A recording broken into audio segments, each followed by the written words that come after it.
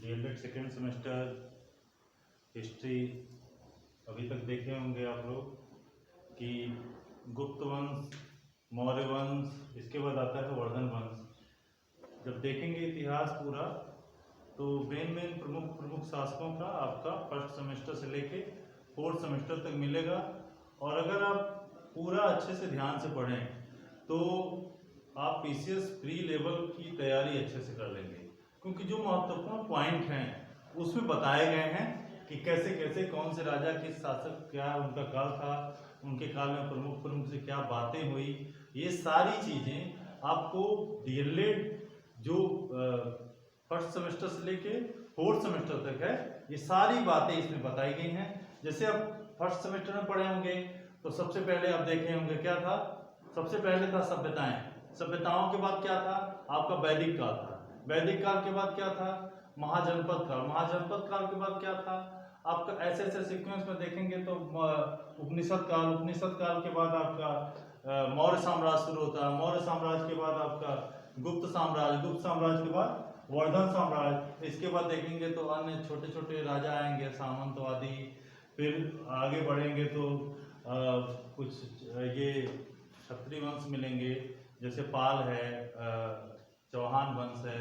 आगे बढ़ेंगे तो मुस्लिम वंशज कुछ आएंगे जिसमें तुगलक वगैरह आएंगे। उसके बाद बढ़ेंगे तो गुलाम वंश, आगे जाएंगे मुगल वंश। ऐसे भारत की स्वतंत्रता तक संपूर्ण इतिहास आपको डीएलएड की कक्षाओं में पढ़ा दिया जाता है। इसी तरह से ज्योग्राफी का पोर्शन देखेंगे तो ज्योग्राफी में भी फर्स्ट से लेके फोर्थ तक आपको मतलब इसमें भूगोल से जो भी रिलेटेड मेन बातें हैं वो बता दी जाती हैं। आपका कॉन्स्टिट्यूशन देखेंगे पोल साइंस में तो उसमें भी सारी चीजें, इकोनॉमिक्स देखेंगे उसमें भी सारी चीजें आपको बता दी जाती हैं। और आप अगर मतलब मैं गारंटी के साथ कह सकता हूं कि इसकी तैयारी अगर अच्छे ढंग से करें तो पीसीएस लेवल की परीक्षा या अन्य भी एकेडमिक जो कॉम्पिटिटिव एग्जाम होते हैं उनके लिए काफी लाभकारी ये सिद्ध होता है। आते हैं देखते हैं वर्धन वंश। इसको पुत्स्य भूति वंश भी कहते हैं और वर्धन वंश भी कहते हैं। वर्धन वंश का जैसे ही नाम लेते हैं वैसे हमारे दिमाग में एक तुरंत नाम आता है किसका, हर्षवर्धन का। अब हर्षवर्धन कैसा था मेनली रूप से उसी का हम अध्ययन यहाँ पे करेंगे। अब देखते हैं वर्धन वंश जो था ये 606 से 647 ईस्वी तक था। आप देखेंगे इसके संस्थापक कौन थे, पुष्यभूत थे। ठीक है, इसके बाद देखेंगे राजधानी थानेश्वर थी। हर्षवर्धन के काल में कन्नौज कर दी गई। ये पीसीएस में एक बार क्वेश्चन आ चुका है कि हर्षवर्धन के काल में हर्ष की राजधानी क्या थी, उनके राज्य की राजधानी क्या थी, तो क्या लिखेंगे आप, कन्नौज। ठीक है, इसके बाद देखेंगे स्रोत क्या क्या है, तो हर्ष चरित्र कौन लिखा था, बाणभट्ट ने। इसके बाद हेनसांग इनके काल में आया था भारत और बौद्ध धर्म की शिक्षा के लिए इसने इन्हीं के काल में अपना आगे उसके बारे में पढ़ाया जाएगा। इसके बाद देखेंगे किसी भी राजा के कंडीशन को जानने के लिए वहां की सामाजिक कंडीशन को जानना बेहद जरूरी होता है।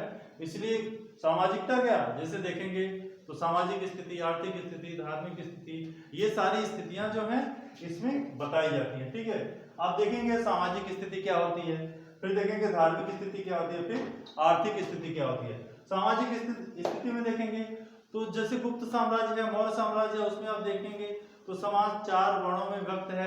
जैसे पहला उसमें क्या है, ब्राह्मण, दूसरा क्षत्रिय, तीसरा वैश्य और चौथा शूद्र। हर्ष के काल की एक और विशेषता है, सारे लोग सुखी थे। सभी लोग अपने कर्म के अनुसार, अपने धर्म के अनुसार सुखी से जीवन यापन करते थे। इसमें देखेंगे तो परंपरागत जातियां जो पहले से थी आपका ब्राह्मण, क्षत्रिय, वैश्य, शूद्र। ब्राह्मणों का क्या काम क्या होता था, समाज में शिक्षा देना और अच्छे अच्छे कार्यों को समाज के लिए जो उपयोगी हो भविष्य में उनके कार्यों को करना।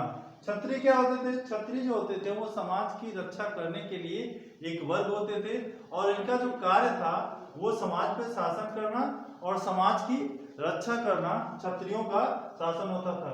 अब वैश्य क्या थे, वैश्य देखेंगे तो ये पूरी राज्य की आर्थिक व्यवस्था को मैनेज करते थे।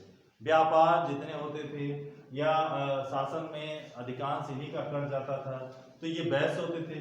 शूद्र क्या होते थे, ये अपना कृषि कार्य करते थे और अपना जो भी सेवा होता था सेवा भाव करके ये अपना धनार्जन करते थे। तो ये सामाजिक स्थिति परंपरागत जातियों की थी। इसके बाद देखेंगे सीधे देखिए हेम सांग का जो वृत्तांत है उसमें मिलता है कि हर्षवर्धन के काल में सभी जातियां सुखमय जीवन बिताती थी। मतलब ये सभी लोग खुश थे, कोई दिक्कत, बहुत कम दिक्कत थी और सभी लोग खुश थे। इनके काल की विशेषता देखिए, प्याज, लहसुन, मांस और मदिरा से परहेज किया जाता था। प्याज, लहसुन, मांस और मदिरा जो कहा जाता है ये तामसी भोजन है। जब ये इसका सेवन ही नहीं करेंगे तो अपराध होंगे ही नहीं। जब अपराध नहीं होंगे तो कैसा जीवन होगा? सुखमय होगा। ठीक है, तो ये सामाजिक परिस्थिति में था। और भी बहुत सारी सामाजिक परिस्थितियां हैं, लेकिन मेनली रूप से यही था। परंपरागत जाति व्यवस्था थी, उसके बाद सभी जातियां सुखमय जीवन व्यतीत करती थी। प्याज, लहसुन, मांस और मदिरा का मतलब परहेज किया जाता था इनसे, मतलब कोई इसको सेवन नहीं करता था। ठीक है, इसके बाद देखेंगे धर्म कैसा था उस समय। धर्म देखेंगे तो हर्षवर्धन किस धर्म को मानने वाला था? बौद्ध धर्म को मानने वाला था। लेकिन ऐसा नहीं था कि बौद्ध धर्म को मानने वाला है तो सिर्फ उसी धर्म के लोग हों। उसमें देखेंगे सारे धर्म अपने अपने अनुसार अपना अपना काम करते थे। ठीक है, देखिए हर्षवर्धन बौद्ध धर्म का अनुयायी था, पर कई धर्मों का प्रचलन था और सभी धर्म अपना अच्छे से सब लोग मानते थे, कोई परेशानी नहीं होती थी। लेकिन इसमें सर्वाधिक शक्तिशाली धर्म कौन सा था? शैव। शैव में शिव के उपासक। शिव मीन्स कौन? महादेव। महादेव में शंकर, महेश, त्रिपुरारी, अन्य भी इनको नाम से जाना जाता है। तो सर्वाधिक शक्तिशाली धर्म जो था वो शैव धर्म था। ठीक है, इसके बाद देखेंगे आर्थिक स्थिति क्या थी।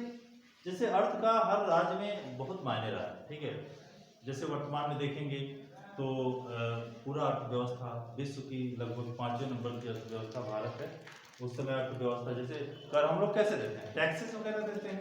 जैसे अभी देखे होंगे टैक्स जो लागू हुआ जीएसटी, तो टैक्स वगैरह जैसे सुबह से लेकर शाम तक हम लोग ब्रश करते हैं, मंजन करते हैं, चीनी खाते हैं, तेल है, तमाम तरह के सुबह से शाम तक टैक्स हम लोग 200-300 टैक्स भर देते हैं। और हर आदमी इतना टैक्स भरता है, कितना जाता है सरकार को? कर के रूप में प्राप्त होता है। तो उस समय कर की व्यवस्था क्या थी?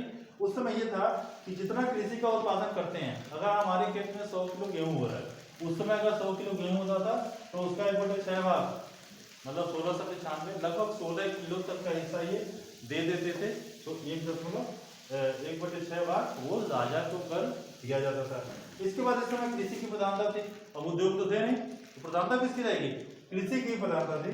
अब देखते हैं आर्थिक स्थिति में आयात निर्यात का बहुत महत्व होता है। आयात क्या? जो चीजें बाहर से आने वाली है, निर्यात का यहाँ से जो चीजें जाने वाली है। तो भारत हमेशा से एक चीज में आगे रहा है, मसालों में। अब देखेंगे निर्यात में जड़ी बूटी और मसाला का निर्यात दूसरे देशों को किया जाता था। आयात क्या किया जाता? घोड़े। जैसे घोड़े देखेंगे तो अधिकांश अरब के मरुस्थलों में मिलेंगे आपका, वहां से घोड़े आते थे। घोड़े किस लिए आते थे?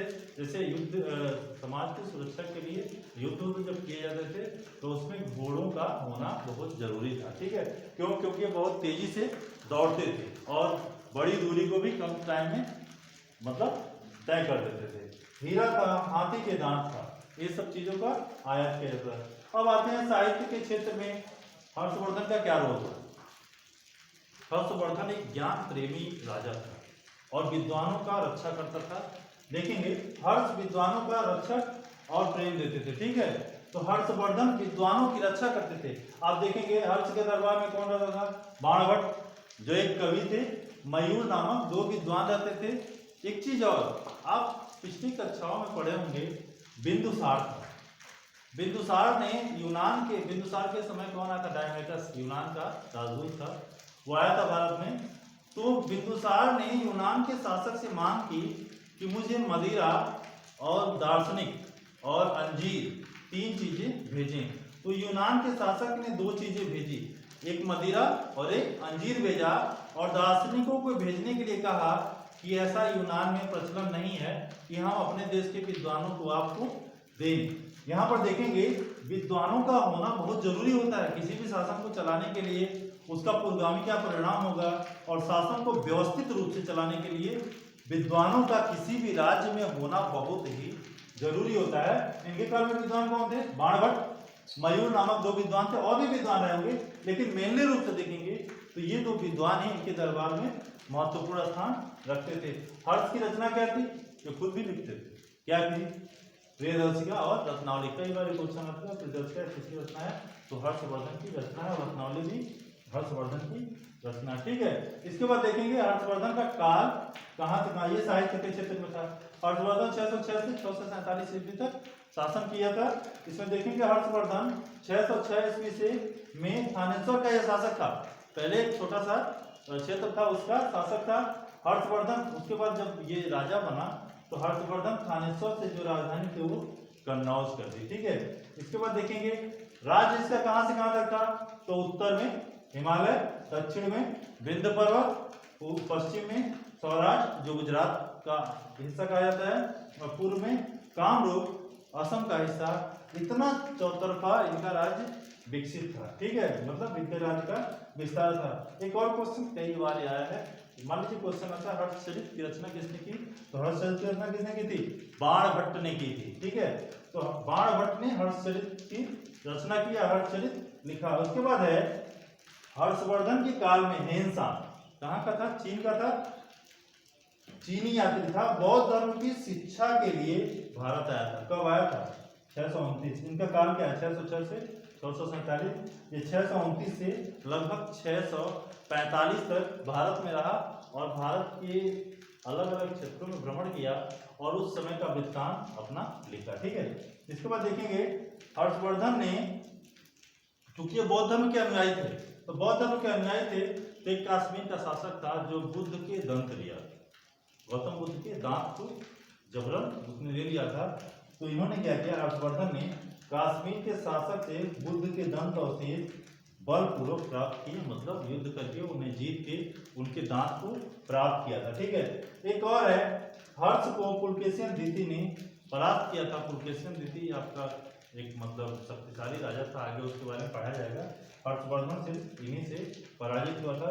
तो ये टोटल आपका वर्धन वंश का मतलब अब ये विस्तार है और ये चीजें इनके काल में हुई थी। बहुत सारी चीजें इसमें ये बताई जाती हैं, हर्षवर्धन इतना ज्यादा दानी था, दानवीर था, बहुत ज्यादा इसके पास नॉलेज था, विद्वानों का बहुत ज्यादा ये मतलब स्वागत करता था और अपने राज्य में किसी भी तरह से अन्याय होने से वो बचाता था। ठीक है, नमस्कार।